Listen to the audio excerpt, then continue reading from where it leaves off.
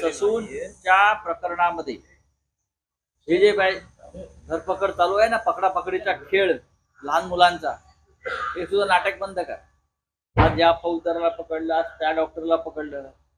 2 मंत्र्यांचा थेट सहभाग आहे कॅबिनेटमध्ये, 2 मंत्र्यांचा थेट सहभाग आहे आणि हे दोन्ही मंत्री शिंदे गटाचे। ललित पाटीलला तुरुंगातून ससूनमध्ये आणून वर्षभर त्याची बर्दाश्त ठेवण्यापर्यंत, त्याच्याकडून हप्तेबाजी अगदी वरपर्यंत पोहोचवण्यापर्यंत, त्याचं जे ड्रगचे जे साम्राज्य होतं त्याला प्रोटेक्शन देण्यापर्यंत, या सगळ्यामध्ये 2 मंत्री आहेत शिंदे गटाचे। मी तुम्हाला सांगतो, पोलिसांनी तपास करावा, त्यांच्यापर्यंत पोहोचावं, नाही तर आम्ही नावं घेऊन सांगू कोणाची। कसब्याचे आमदार रवींद्र धंगेरे यांनी सांगितलंय मंत्र्यांपर्यंत तपास घ्यायला पाहिजे। मी सांगतो असं नाही, हे 2 मंत्री जे आहेत, करा ना SIT स्थापन, तिथे केली आहे ना असं म्हणताय, कुठे आहे ती?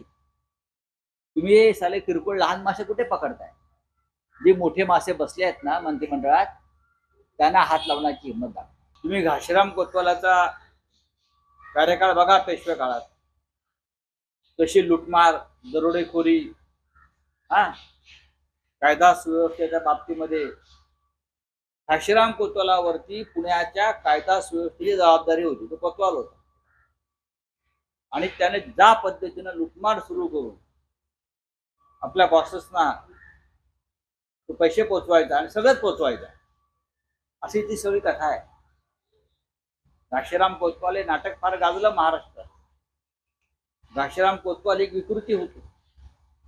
आज या राज्यावर घाशीराम कोतवालांचं राज्य। ललित पाटील किंवा त्याच्याबरोबर असलेले सहकारी हे उबाठा गटामध्ये काय लोकांना भेटत असे अशी माहिती मलाही मिळालेली आहे। म्हणून त्या लोकांवर कारवाई केली पाहिजे आणि त्याच्या सूत्रधाराला अटक केली पाहिजे, ही माझी सुद्धा मागणी आहे।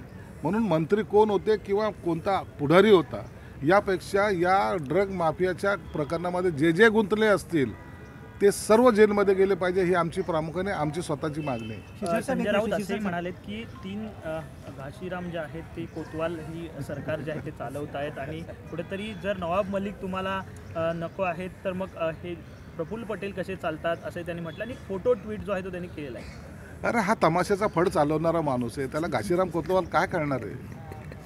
घाशीराम कोतवालची भूमिका आणि तमाशाचा फडामधली भूमिका, त्याच्यामध्ये जमीन आसमानचा फरक आहे। यांनी ढोलकीच्या तालावर नाचायचं काम करायचं आहे, तेवढं काम त्याला जरी जमलं तरी बस आहे।